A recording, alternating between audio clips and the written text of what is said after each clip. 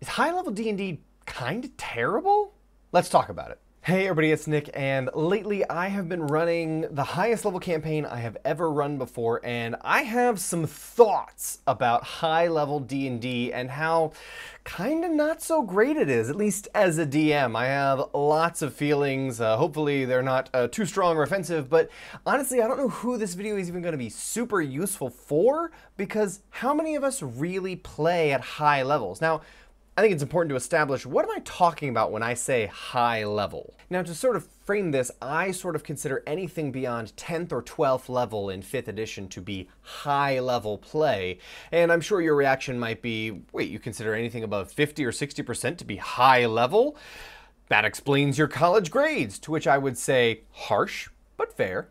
But seriously, think about what D&D becomes like when you go past that like 12th level barrier, and also how many campaigns even reach that level. You start to become sort of demigod-like very quickly, and even by that point, especially because I run a homebrew game, players are getting all kinds of cool magic items and boons, and they've made deals with devils or their gods and everything, and things that the books can't account for, because the books are designed for Adventure League play and really standard uniform sterilized play, not homebrew stuff where things start to go a little crazy. So I recognize some of this might be my fault. That happens, that's okay. But also, I think we should talk about how problematic high-level play can be. So to start things off, I just want to frame this with, these are my opinions. This is my preference. This is after running a little bit in the highest level game I've ever run before. My players are 14th level, and the goal is to go all the way to 20th level over the next month or two. That's right, it's only gonna take us a month or two to go from 14th to 20th level. How's it possible? I'm just gonna level them up real fast, because to be honest, I'm kind of done with this story, with this game, but I did promise the players we're gonna go to 20th level, we're gonna solve this whole problem, we're gonna end the campaign, and so I am excited to start running a new thing soon, but I'm not allowing myself to prepare any of that because I gotta finish the game I'm running now. So for context, most of my games run until the players get to be about 10th or 12th level. They have their final showdown with the giant whatever, and then the game ends. And in this instance, the players had that, and then the game continued. And so now they're 14th level, they're gonna go all the way to 20th and solve cataclysmic continental planar problems here. And it's cool and exciting things, but I found a couple different difficulties. Let's talk about them. So first off, combat. Combat becomes crazy at high levels. Your players are putting out 50, 70 points of damage around, looking at barbarians and paladins being able to put out huge amounts of damage around. So the fights have to have, tons of hit points, but also the monsters have to be able to do crazy things to be able to threaten the players, like look at them and just stun them without a saving throw, and then they get to save next turn or something like that. Otherwise, combat's become incredibly easy, so the players feel that the combat is really swingy on both sides, that the monsters have such crazy, powerful, world-ending abilities because the players do as well. And so when you have somebody who gets disintegrated or power word killed, I had 90 hit points, I was fine. Not at high level, you're not. So for fights to be interesting, lethal, dynamic at high levels, they have to be insane and have the players do all kinds of crazy things like that. So that makes it tough as well. In addition, challenges. How do you challenge players who can solve all their problems with 7th, 8th level spells, It's really difficult. Gone are the days, when you could say, hey, the thing that you want is at the bottom of this 1,000-foot cliff. What are you going to do to get it? You have to think about rope and climbing down and belaying people and how are we tying people off, and that is really interesting and fun way to play D&D. And I feel like now the players just go, okay, we're just going to teleport there, we're going to fly down, we're going to use all of our crazy magic items to get down. I'm a barbarian, I'm just going to jump off the 1,000-foot cliff and I'll be fine if I rage on the way down. So the types of things that we can do to challenge players are really different. They're changed in scope dramatically because the players are solving planar problems, not village problems. The stakes are also really, really different, especially in terms of planning and preparation. I feel like earlier levels, I could improvise an entire village. I know what a village is like. I could just completely fabricate one out of thin air and make it believable and real if the players go somewhere I'm not expecting. However, now, with players having like planar travel, plane shift, How do I, out of, off the top of my head, create a plane of existence without having prepared it and make it feel real and different and alien and cool? It's a lot harder to prepare things, but they're also much higher stakes. If I find a region that the players went to on my campaign setting that I didn't really like how I put it together, I just won't send them back there again.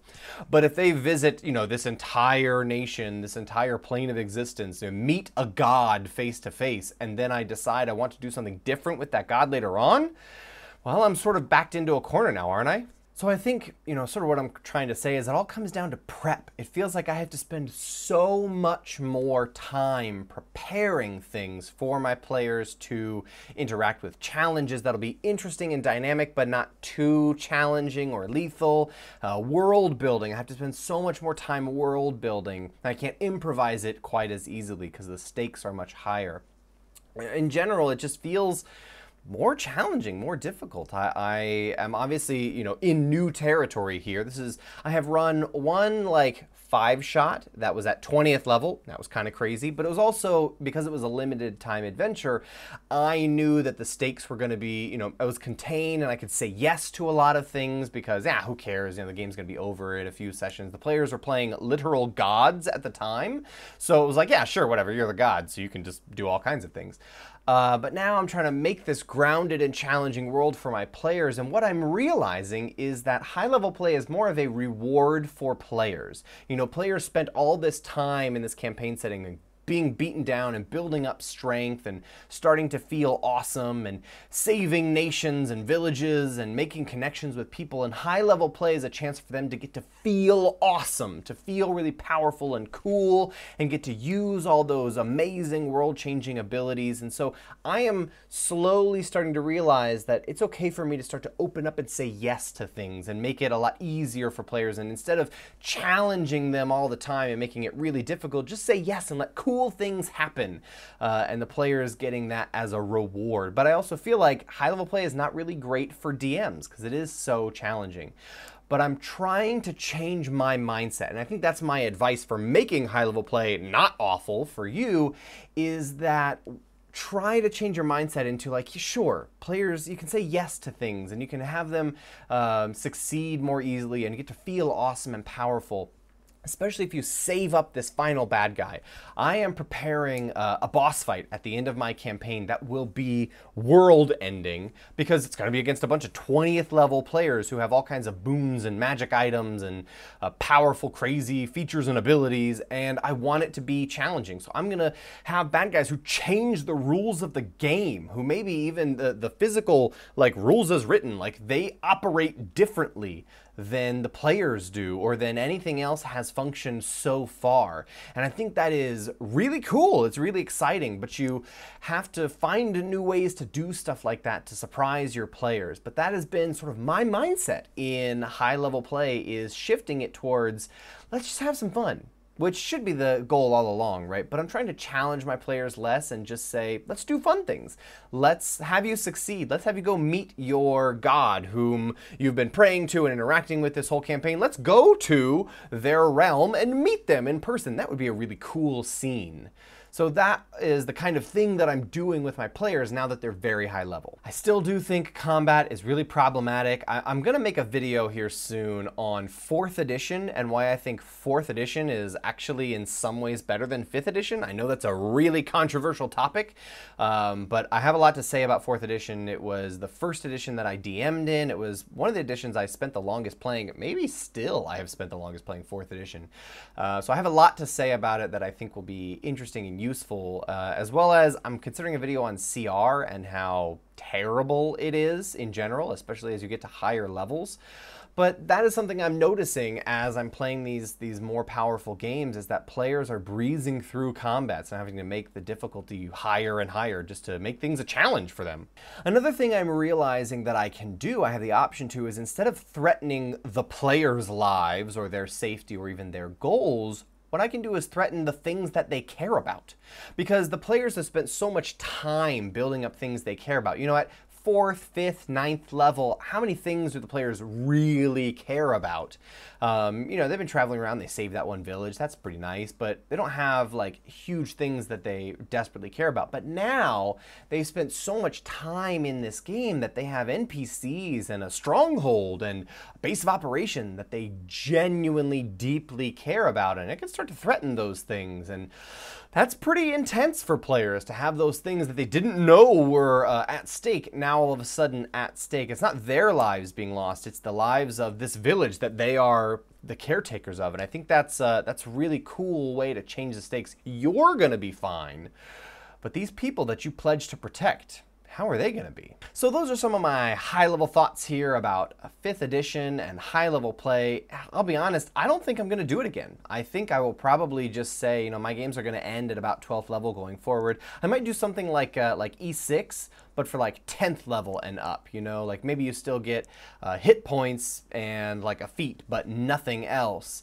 as you level up, and sort of keep the game bounded towards where actually it's better balanced, you know? Obviously we have this infinite loop of nobody plays at high level, so Wizards doesn't spend time balancing high level play, and because it's not balanced, nobody plays high level. And which came first, the chicken or the egg? I don't know.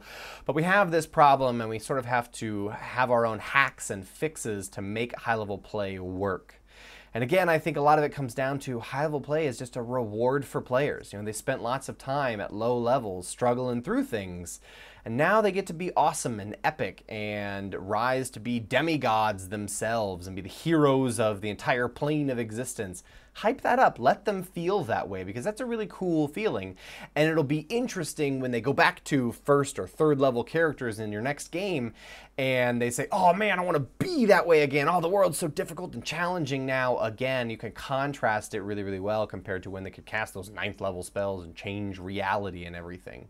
So those are my thoughts on high-level play that I'm currently running. I'm currently trying to wrap this game up. Have you DM'd a campaign that's pretty high level before? Let me know how it went and what kind of things you learned from it.